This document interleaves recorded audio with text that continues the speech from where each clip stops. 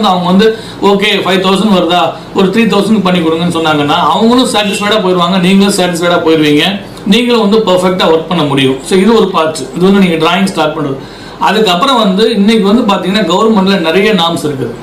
பஞ்சாயத்து போர்டுக்கு ஒரு விதமான அப்ரூவல், யூனியனுக்கு ஒரு விதமான அப்ரூவல், அப்புறம் கார்பரேஷன்ல வந்து 2-3 விதமான அப்ரூவல் இருக்குது.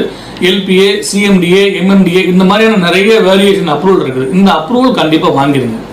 ஏன்னா அவங்களுக்கு வந்து தெரியாது என்னன்னா அந்த அப்ரூவலுக்காக 1 லட்சமோ 2 லட்சமோ செலவு பண்ணணும், அதனால அது வேண்டாம் அப்படின்னு நினைப்பாங்க. அது ஃபியூச்சர்ல இன்னைக்குள்ள சூழ்நிலையில ஃபியூச்சர்ல வந்து வரக்கூடிய காலங்களில் இபி வாட்டர் ஃபெசிலிட்டிலாம் நமக்கு வந்து ப்ராப்ளமா வரும். அதனால வந்து அதுக்கான அப்ரூவல் ப்ராப்பரா இருக்குதா, அது என்ன டிவிஷன்ல போகுது, அது என்ன ஹைட் பில்டிங் கொடுக்கணும், அதாவது நார்மலா வந்து டீவியேஷன் அப்படிங்கிறது வந்து எல்லாத்தையுமே இருக்கும்.